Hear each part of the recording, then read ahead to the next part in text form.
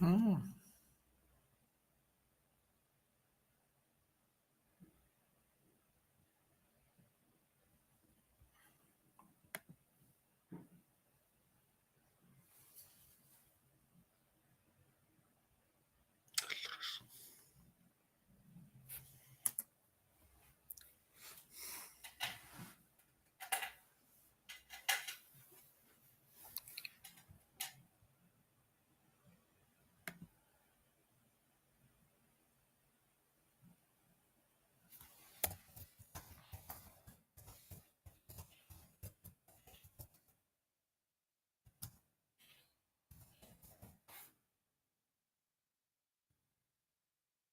Can sustainable procurement play? My colleague Kim van Sparrentak and me, my name is Anna Cavazzini, both Green MEPs, welcome you online. We are in a parliament basement TV studio. It looks very fancy. We are really looking forward to the important discussion. So I give the floor to my colleague. Thank you very much. Yes, we need to redirect our economy towards a more sustainable path. And this is something we as Greens have been saying for decades. The European Green Deal has been a real watershed moment in this regard. Europe has been put on track towards a climate neutrality by 2050. The realization that the way public money is spent is crucial for achieving climate neutrality and social justice has also made it into the Green Deal narrative and was recognized as well in the circular economy strategy by the European Commission. We've seen that the Commission timidly is embracing the idea that sustainability criteria in public procurement need to become mandatory. And the Farm to Fork strategy and minimum wage directive are good examples of this. The recently presented Green Deal Industrial Plan comes as a response to the abrupt realization that energy independence is not only contributing to achieving climate justice, but also to our security in an unstable geopolitical landscape. With this plan, the idea that government should take up a more leading role in steering the economy in the direction of green transformation has gained ground. The Net Zero Industry Act is the latest proposal where sustainable procurement is incorporated. However, we can still wonder if we are really using the full potential of public spending to achieve our sustainability and social justice goals, and if what exists on paper also works in practice. And that's why we are going to discuss today with our distinguished panelists. Let me welcome them.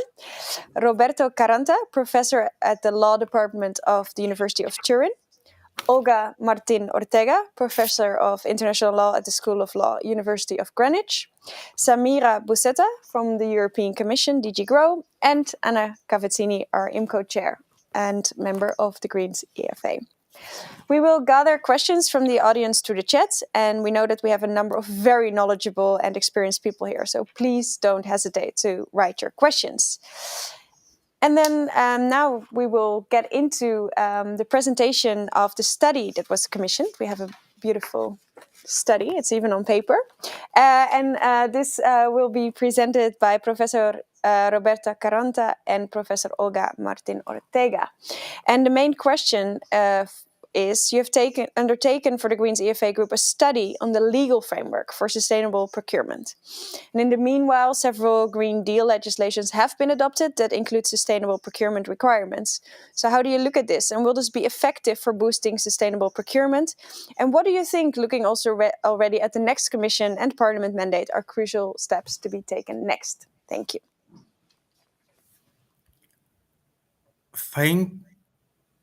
Thank you a lot for your introduction.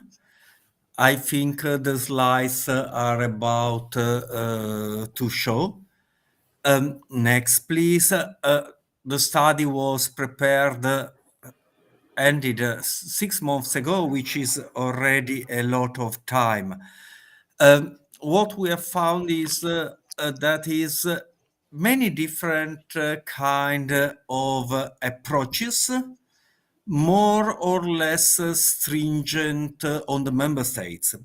So we start from the less stringent, some kind of general clauses referring to the exemplary role of the contracting authority.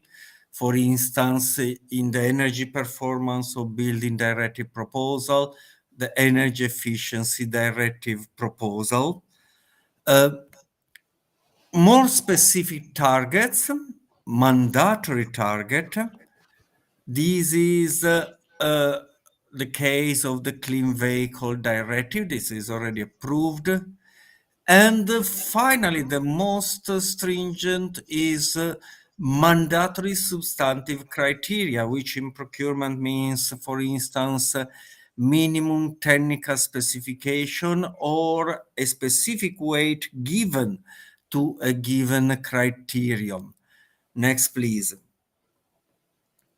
And as Kim had already anticipated, we have an important evolution with the Net Zero Industry Act proposal. And of course, this was not, sorry, in the studies too recent, but is really something because it marries sustainability with resilience and with industrial policy. And this goes into public procurement and specifically in the most economically advantageous tender. As Uni-Europe has written in the chat, what we needed to avoid is a race to the bottom. And what is important about strategic and geostrategic sustainable public procurement is that we forget about the lowest cost. A good colleague from the United States, Steve Kuehner, has written about the tyranny of the lowest price, which is totally against all aspects and facets of sustainability. Next, please.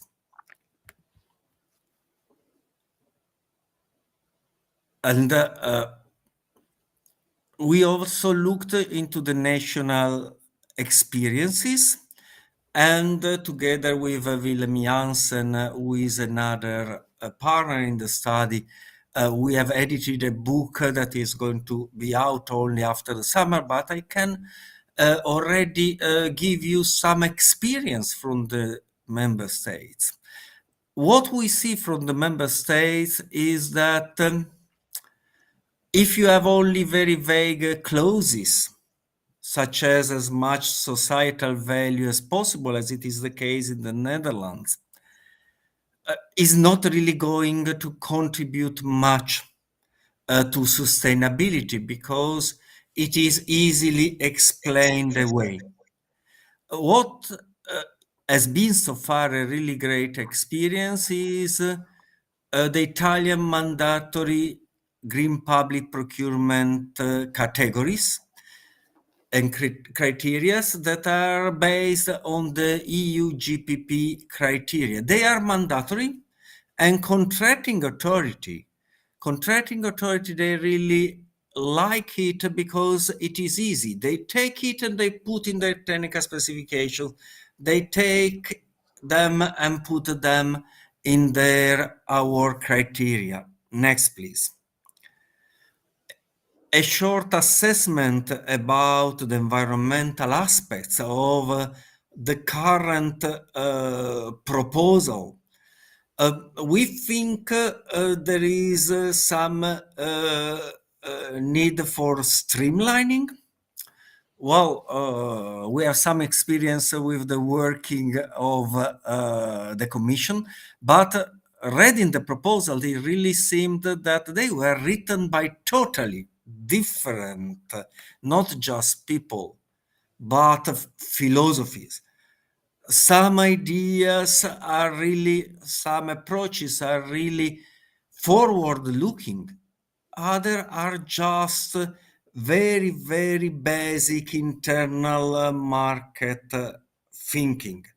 And we think, and this is what we hope is happening now in the parliamentary works and in the trialogue, that this is streamlined. We think that it will be important to really have the environmental provisions in the Treaty for the Functioning of the European Union as a concurrent legal basis, there is only so much we can do if we stick only to internal market. And the risk with internal market is that then you have maximum harmonization, no full harmonization, no possibility for member states and contracting authority to go beyond. And so this is the approach taken, for instance, for the energy efficiency directive proposal, but is not the approach taken by the construction product regulation proposal. And this is going to be problematic. Of course, with minimum criteria, it will be needed a lot of input from the Commission. The Commission will have to draft the criteria. It will be a lot of work, like in the Sustainable Product Initiative. And our suggestion is that the Commission really looks to the already existing and tested SPP criteria. And this should be an explicit delegation criteria in the legislation. It is only in the Renewable Energy Directive now. Next, please, if Olga can take the stage. Olga, can you?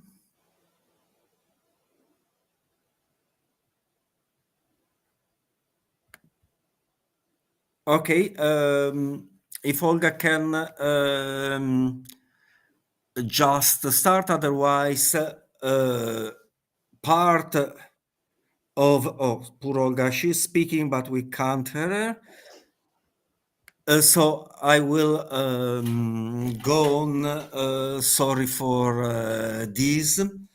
And the environment is a super important aspect, but the social aspect is another pillar of sustainability.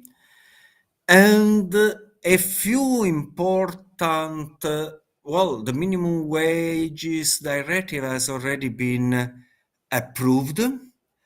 And this is going to be really important because it will probably lead to the reconsideration of some case law that was not really fully protective for workers. And what is really going to be very, very important is the proposal for a directive on corporate sustainability due diligence. This is really going to be a game changer because the approach to public procurement has been to be blind to whom you buy from, unless it's terrorism, money laundering, but otherwise this non-discrimination principle has forbidden looking into CSR and corporate sustainability of our suppliers. This proposal is really going to be a game changer. And of course, what has to be worked upon more is decent work worldwide, not just considering the local supply base. Next, please. What are our conclusions on the social aspects of... Is Olga? I'm here. Can you hear me now? Yes, please. Can you do the conclusions on social, please? Yes. So it seems that you can't see me, but just very quickly, then, as Roberto said, the element of the social element of sustainable public procurement is generally overlooked or left aside, and some of the initiatives that we've looked at, and as Roberto said, the minimum wages directive has already been approved. So whilst this one doesn't necessarily add new mandatory requirements on social aspects, it does reinforce what the procurement directives already allowed, and it does so it is to some extent an important progress, but it will have to be developed. The most important, I think, is and that we have the opportunity now to be able to play a significant role, and the Greens would, I hope, can have a significant role, is on the relationship between the proposal directive on corporate sustainability due diligence and public procurement, and to what extent, we can advance on the policy coherence of asking the economic operators to do one thing that the public sector isn't doing, and to what extent do we have the potential to include mandatory exclusions in the in participation in public contracts.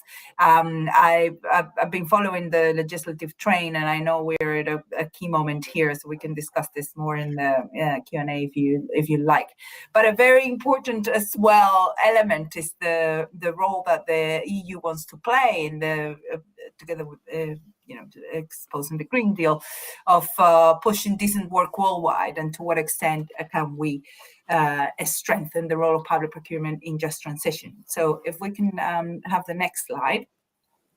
It's just a recap on how this is the opportunity to reinforce the role of social procurement, and to make this connection with due diligence and sanction due diligence violations through procurement, and develop the role of the public sector in enforcing minimum and equal pay. But and as I'm sure we will discuss this in is the need to ensure that there's professional training and professional capacitation in order to improve the law, because it's one thing to have it on the paper and the other thing to have public buyers exercising it every day. And with this, I'll pass the floor back to Roberto. Thank you, and apologies for the technical issues. Thank you, Olga. Next, please. In the second part of the study, we also had a number of thoughts on what can be done by the next Commission and next Parliament reforming the 2014 directives. The 2014 directives were, of course, an improvement compared to before, but still not really in a mandatory frame of mind. I can't go into the details, but the idea is since sustainability is so important, you really need to put teeth on it. Obligations to exclude delinquent suppliers must be on the contracting authorities, must be very specific, and must include non-compliance with the due diligence directive. And probably we really needed to do away finally with the link to the subject matter, which has a freezing us effect on contracting authorities. We needed to think, it's kind of already in the directive, but let's make it clearer. What is really important is everything that happens in the life cycle of a product or service. And this is what Peter has already pointing out in the chart, is different from product to product and so on. Next, please. I think, and this links to what Gabriele is saying in the chat, I think we also needed to consider reforming the Remedies directive. That is a minefield for the Commission. Commission is trying to stay away. But the moment that public procurement is no more only just about competition, you can't restrict standing to companies. You need to widen standing including NGOs working on the environment, on human rights, and on integrity. Next, please. Thank you very much, and sorry for the problems. It was two of us speaking, but we had 4 authors. Willem, I've already mentioned, and also Marta Andov, and 3 of us are part of a EU-funded Sapiens network, is an ITN network. Thank you a lot, and very happy for the rest of our conversation and discussion. Thank you a lot again. Yeah, thank you so much. And yes, also very happy that we managed to hear Olga. Thanks so much and sorry for the technical difficulties. And thank you so much for your presentation. I think this study is very timely, and I'm very happy that we are discussing it today. So now we are going to the reactions. We have 2 people who will react. So Samira Busetta from the Commission and Anna Cavazzini from the Greens, from the Parliament. But let's start with the Commission. My main question to you, and thank you so much for joining us today. In several pieces of Green Deal legislation, requirements on public procurement were taken on board. And how can we make sure procurement officials can effectively work with this? Can you envisage a more uniform approach in the future? And what is the Commission's view on reopening the 2014 directives? Thank you. Hi, good morning. Thank you for these very interesting questions. First, I will reply to your last questions on the reopening of the directives, for maybe revise them. For now, we consider that we don't have enough, let's say, evidence coming from the ground, from the people who are really applying the directive, that there is a real need.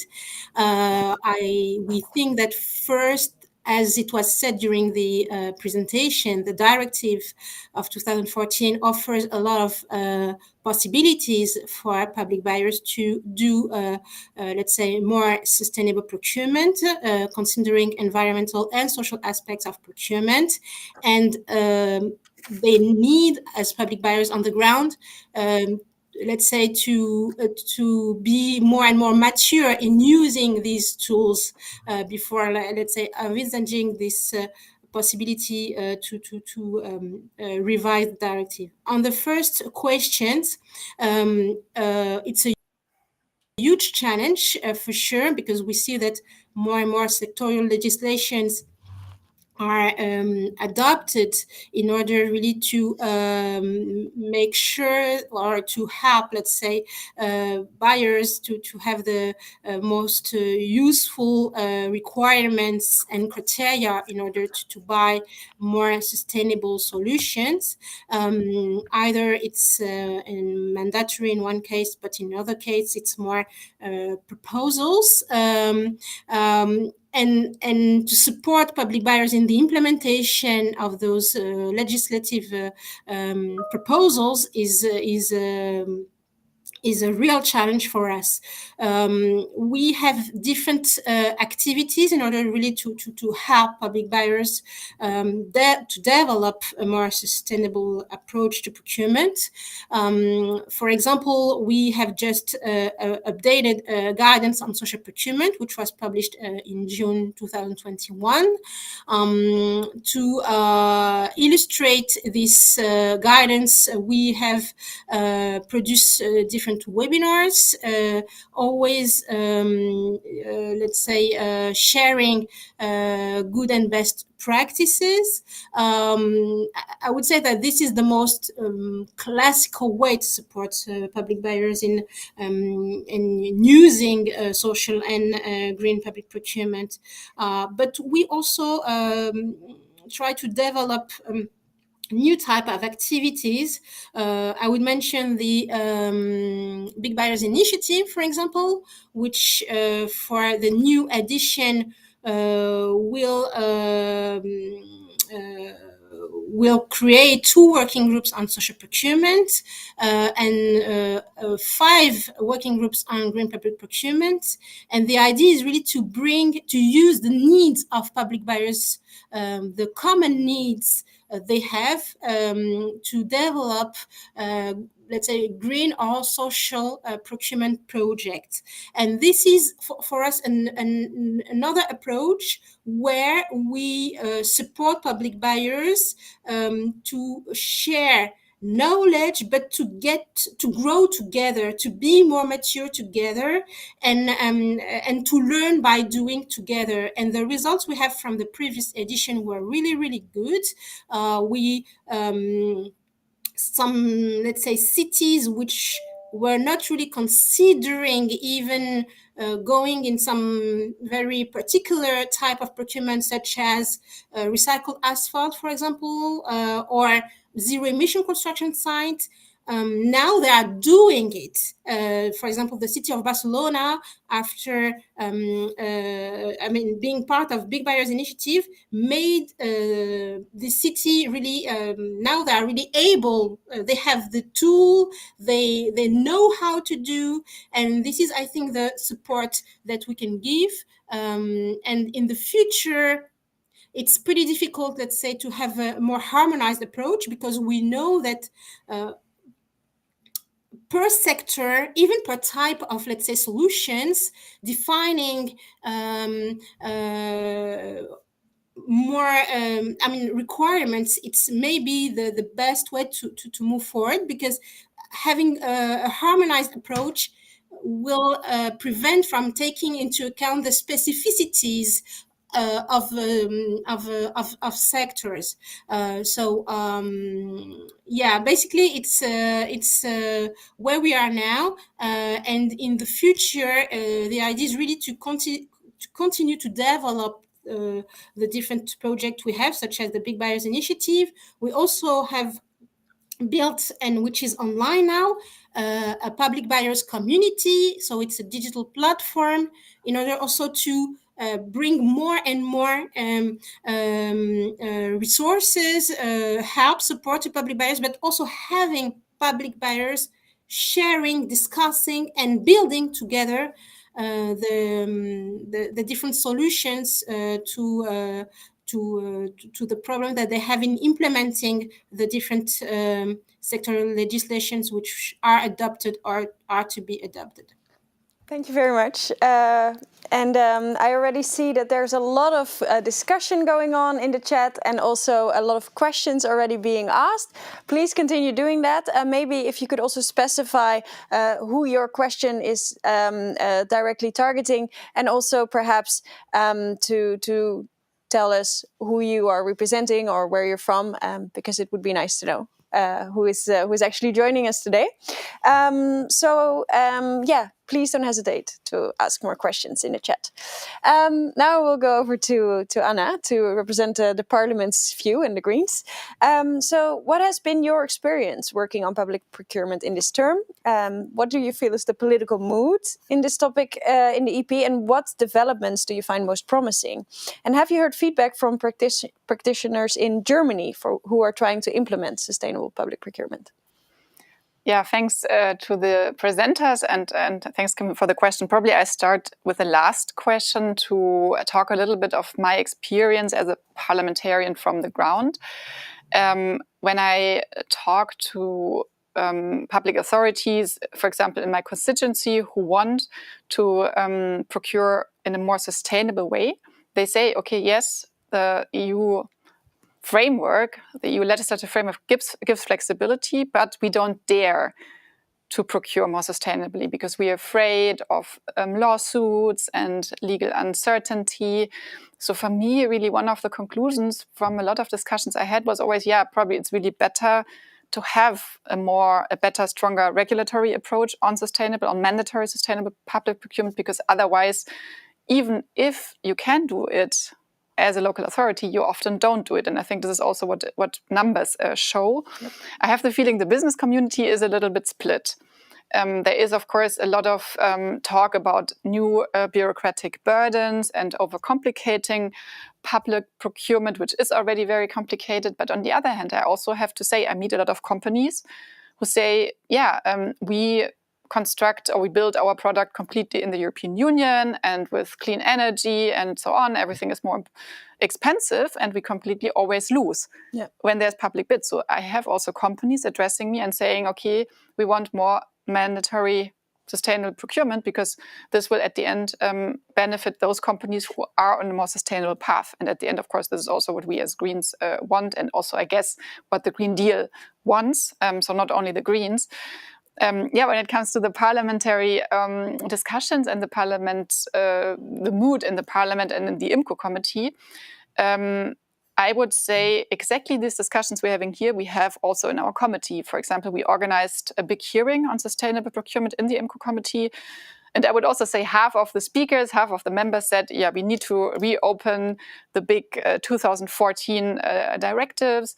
And the other half said, no, it's too big of a challenge. Let's try it in a different way. So this reflects actually very well the discussion we also had here. And of course, from the more right side of the parliament, you hear the argument, no mandatory criteria. But from a lot of other parliamentarians, you hear, we need more mandatory rules. And last word on this, we as Greens really, really welcomed the sectoral approaches. I personally believe opening the 2014 directives is necessary, but I would also say until we get there and until a reform that certainly would be very difficult to achieve, it is the best way forward we can have to go via sectoral legislation. And for example, having, and it was called today already, the geostrategic approach, even more something like not local content requirements, but also a little bit in the Net Zero Industry Act procurement chapter, I think is a quite interesting way forward. So there's things going on, and we can definitely from the Parliament side also try to make some improvements. That's good to hear. Now it's time for the questions. Let's see which ones we have. We have one from Peter for Madame Busetta. When will the European Commission finally start issuing social public procurement criteria similar to the EU Green Public Procurement criteria? I can't say when.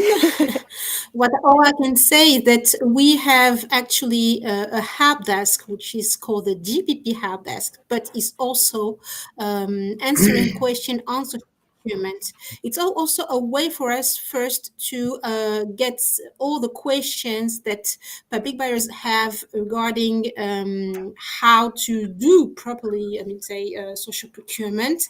And maybe in the future we can consider maybe have a catalog of those of the answers to those questions and see how we can back to harmonization, harmonized the different answers, and it might at some point lead to the set of criteria, even if I don't really like this word, but some ideas of requirements and how also public buyers could define their needs when it comes to social procurement. But I think it's a good idea, and it might happen when we have more and more input also from the ground from public buyers. All right, thank you. Then I have a question for Olga, and we're very happy we can now also see you. One of some of the comments that are made in the chat are about, the social criteria to require all supplier companies to have collective agreements with their workers. What is your view on that? Great, thank you very much. I'm very happy that you can see me now. Yes, so this is very important. It links directly to what Roberto was saying about the link to the subject matter and the constraints that we have. And I understand the Commission's position on let's not open this massive can of worms, but the can of worms is really restrictive. And even though the new wages, the minimum wages directive, actually in Article 9 establishes that member states take all the appropriate measures to ensure that in the awarding of and performance of the contracts, the economic operators actually comply with their obligations regarding wages and the right to organize and collective bargaining, but it doesn't allow for demanding that they are, going beyond the specific obligations, such as, for example, this would be demanding that there were collective agreements. So we are still restricted by that link to the subject matter. And I think, given that I've got the floor, if you're happy, I can respond to the Modern Slavery Act question, which is also related to the social aspect.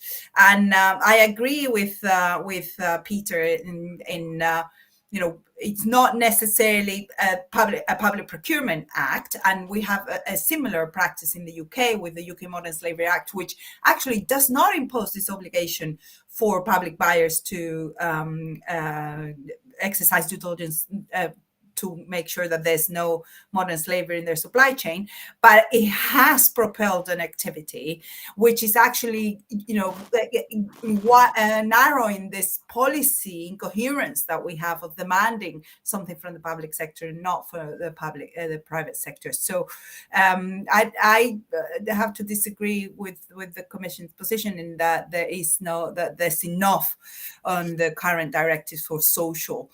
And we have seen, and we can see it, that public sector buyers are very stretched in terms of the resources there, even the capacity to grasp more how to do certain things. And we also see fashionable topics. I mean, we can see from looking at some specific of green, suddenly we move into climate change, suddenly now we're moving into net zero innovation, etc. And we are playing with this capacity to some extent, and things fall off the agenda, and social keeps on falling off the agenda. So I'll leave it at that. Thank you. And I also already saw some confirmations of what you said, Anna, in the chat about local authorities sometimes indeed being afraid to have too many demands because they're worried that it is not allowed. So it's a very important point that we have to address. There's also a question that I think I can address to you from Reuse. It's reuse with double R. I don't know how to pronounce it. So how do you think we can ensure that social and green criteria are used jointly where relevant? Because if you have social consideration in sectoral legislation and environmental legislation separately, how do you think that could work? And do you think it's key for an inclusive green transition? Mm-hmm. Yeah, very good question. And it refers a little bit to the problem that also our two distinguished academic speakers mentioned at the beginning, that of course, if you go via a sectoral approach, you have the risk of fragmentation, and fragmentation includes also leaving out either social or leaving out either environmental and not thinking it together. So I would also really strongly support the idea that we always should think social and environmental together. It's really closely linked. It is also enshrined in the Green Deal. It is also enshrined in the Sustainable Development Goals. So we need to think it together, and the best way forward, if we at the moment do not reopen the directives, would be, I would also say, having a more harmonized approach in all the sectoral legislation. And of course, the Commission said every sector is also different, and of course, this is true, but nevertheless, I think some standard criteria should be harmonized and should be basically put forward by the Commission. I think it's also at the end easier for the procurement authorities and also for the companies to not always have in every product a different approach. Yeah, definitely. Thank you. And there's a question from Uni Europa for Samira Bossetta from the Commission. Uni Europa is a very active trade union when it comes to social public procurement. They also have a campaign to make sure that social public procurement is better for workers. Thank you for your question. So the question to the Commission, do you see a responsibility for the EU to protect workers' ability to bargain collectively through public procurement?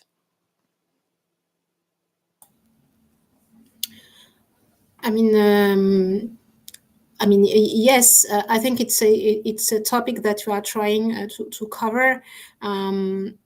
The main difficulty we are facing is that when it comes also to this topic, it's also about national legislation, and it's quite difficult to have, let's say, just one approach.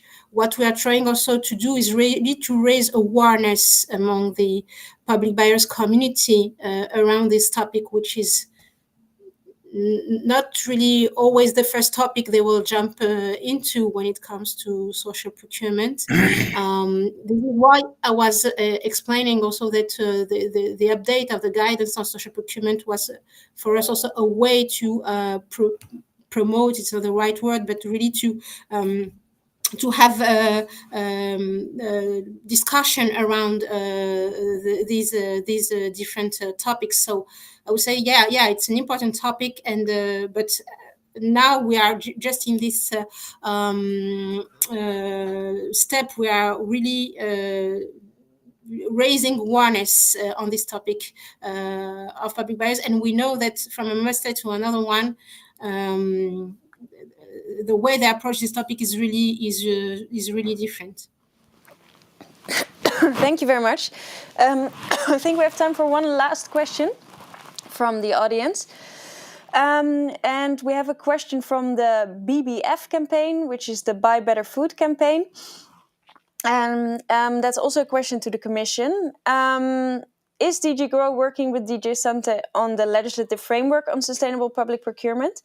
Because this legislation will have a part on sustainable public procurement. And can you tell us more about that process, since the option favored is the establishment of minimum mandatory requirements for public procurement in the food sector? So, I mean, yeah, we are supporting DG Sante in the development of this new legislation, and also we on the social part of food procurement, it's a huge topic.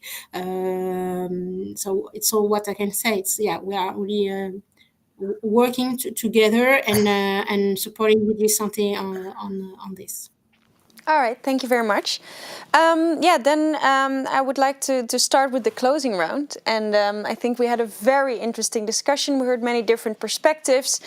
We see that there's a lot of opportunities, also with sectoral legislation, but that, making sure that we don't start working in silos and that we interconnect the social and just transition part of the Green Deal is also highly crucial. So very interesting that we had this discussion, and I want to ask all the speakers for one last question and also a bit of a reflection on a closing remark based on the discussion we had. How do you see the future for sustainable public procurement? And I will start with Roberto. Thank you a lot. I think a sustainable public procurement is the future. And I would make a distinction, just going back to what you say, how we can get the full potential of public procurement for sustainability. And I would say social and environmental are two fundamental aspects that deserve being treated slightly differently. Social must be horizontal.